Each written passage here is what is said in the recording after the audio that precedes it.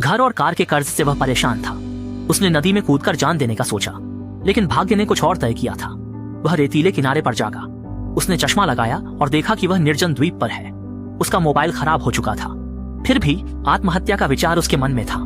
Seoul की इमारतों की ओर देखते हुए उसे नया ख्याल आया। नदी का पानी उसे नहीं मार सका, शायद ऊंची इमारत कर सकती है। वह आत्महत्या का मौका नहीं गंवाना चाहता था। उसने द्वीप से बाहर निकलने का रास्ता ढूंढा। वह नहीं जानता था कि किस्मत का खेल शुरू हो चुका था। द्वीप का चक्कर लगाकर वह फिर वहीं पहुंच गया। वह थोड़ा घबरा गया। वह इस तरह मरना नहीं चाहता था। अगर मर भी गया तो कोई उसे नहीं ढूंढ पाएगा। क्या उसका मरना बेकार नहीं होगा? तभी जहाज की सीटी ने उसकी चिंता तोड़ी। उम्मीद की एक किरण दिखाई दी और वह दौड़ पड़ा।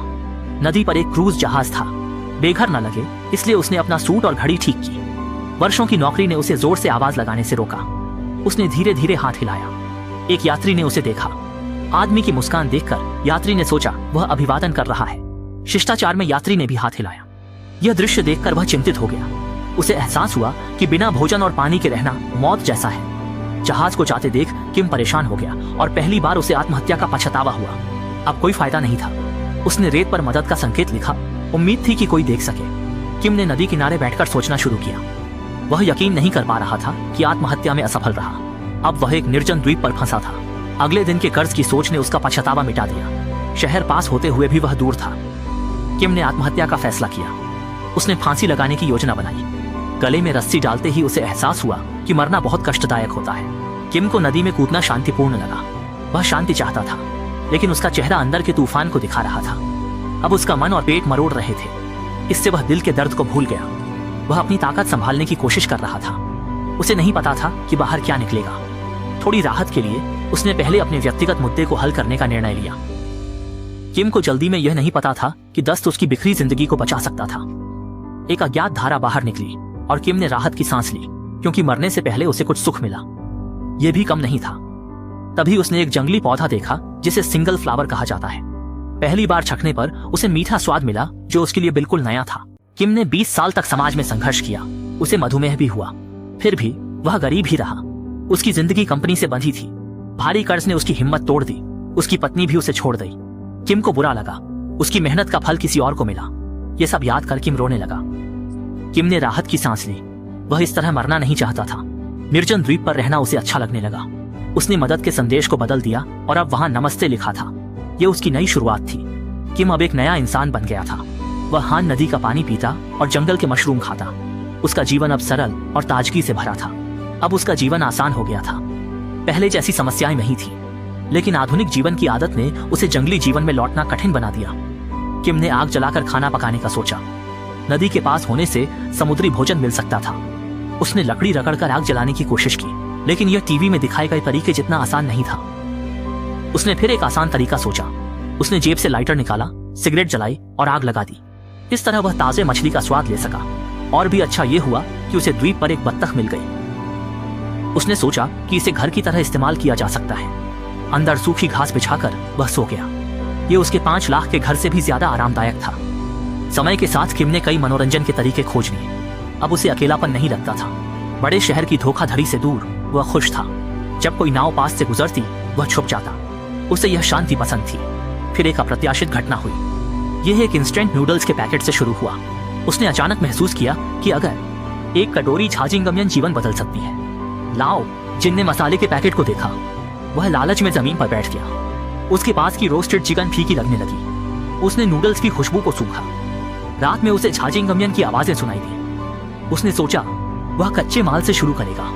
अगर आटा नहीं है तो जंगली फलों का इस्तेमाल करेगा। उसने लकड़ी के हथौड़े से फलों को कुचला, फिर थोड़ा पानी मिलाकर फेंक दिया, लेकिन लाओ जिन संतुष्ट नहीं हुआ। उसने एक नई विधि आजमाई, पर नतीजा अच्छा नहीं था। रात में वह रोस्टेड मछली को देखता रहा, लेकिन खाने का मन नहीं हुआ। बार बार की असफलताओं ने उसकी इच्छा को और बढ़ा दिया। फिर अचानक एक पक्षी की बीज गिरी और उसे नया विचार आया। प्रवासी पक्षी खेतों की फसल खाते हैं, उनकी बीज में बीज होते हैं।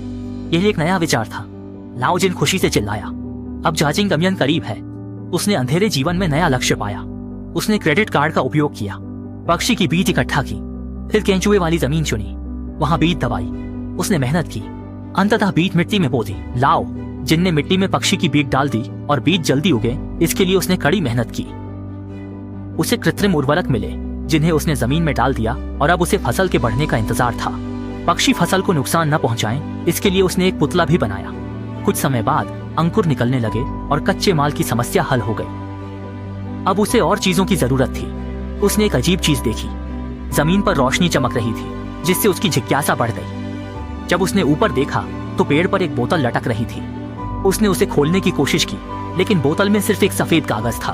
वह उलझन में था, क्योंकि उस कागज पर अंग्रेजी में कुछ लिखा था, जिसने उसे चौंका दिया। वह जल्दी से समुद्र तट पर गया। उसने बोरियत में हेलो लिखा।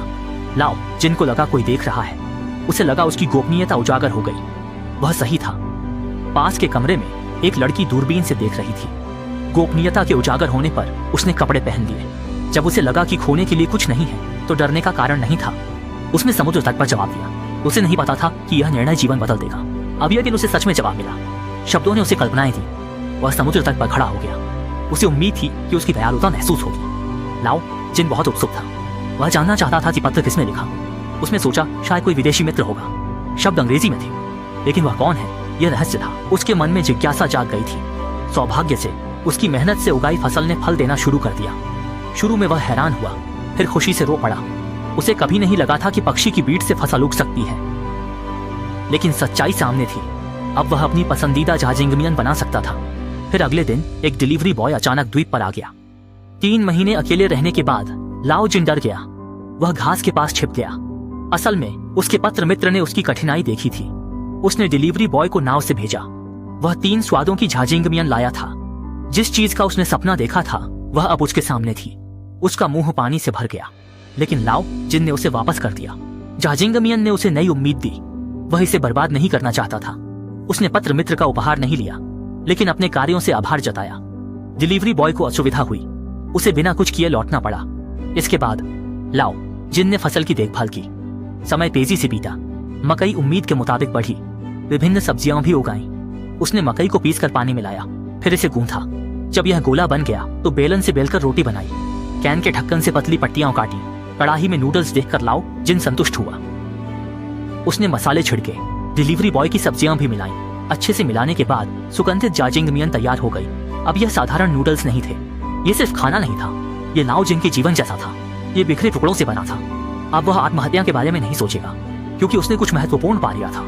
खंडहरों में खुद को फिर से खड़ा करने की क्षमता। लाओ जिन की सफलता देखकर उसकी पत्र मित्र ने बधाई दी। कुछ पत्रों के बाद उसने जाना कि वह एक लड़की है। उसने हिम्मत जुटाकर उसे दिल की बात कह दी। उसने मिलने की कोशिश की।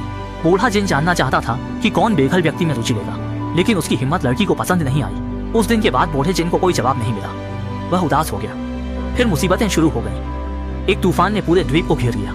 भारी बारिश से सभी फसलें नष्ट हो गईं। उसका आश्रय, बतखों का घर भी बह गया। उसने देखा कि उसकी उम्मीद हवा में उड़ गई। बूढ़ा जिन फिर से भावनाओं में डूब गया। सब कुछ रातों रात बदल गया था। दुर्भाग्य ने उसका पीछा नहीं छोड़ा। तूफान के बाद सफाई कर्मी आए। उन्होंने देखा कि वहां एक बेघर व्यक्ति है। उन्होंने उसे द्वीप से निकालने का फैसला किया। बूढ़ा जिन संघर्ष करता रहा। वह नाराजगी जताने की कोशिश करता रहा। आखिरकार कर्मचारी उसे काबू में कर लिया। बूढ़ा जिन को एक जोरदार झटका संभलने नहीं दे रहा था। वह कहता रहा कि वह यहाँ से नहीं जाना चाहता। वह शहर के शोर से दूर रहना चाहता था। वह लड़की के जवाब का इंतजार कर रहा था। दूर की बातचीत ही उसका सहारा थी। उसे डर था कि चला गया तो फिर कभी नहीं मिल पाएगा। कर्मचारियों ने उसकी बात नहीं सुनी और उसे जबरदस्ती नाव पर बैठा दिया। लड़की दूरबीन से यह सब देख रही थी और उसे भी एहसास हुआ कि यह विदाई हमेशा के लिए हो सकती है। वह तुरंत बाहर दौड़ना चाहती थी। माथे का निशान उसे रोक रहा था। पिछले 5 सालों से वह घर से बाहर नहीं निकली थी। संदेश भेजते समय उसने हेलमेट पहना था। कहना मुश्किल है कि उसने बूढ़े जिन को बचाया या खुद को। वह सोच रही थी कि वह उस व्यक्ति से अलग हो जाएगी। उसके दिल में एक तेज दर्द हुआ। आखिरकार उसने संकोच छोड़ दिया। दरवाजा खोला और दौड़ी। जब शरद ऋतु की धूप उस पर पड़ी, वह बहुत सुंदर लग रही थी। कभी कभी हमें दुनिया से नहीं, खुद से डर लगता है। बूढ़ा जिन शहर लौटा। उसने सिर उठाया। उसने अपने जीवन में कभी न देखे गए दृश्य देखे।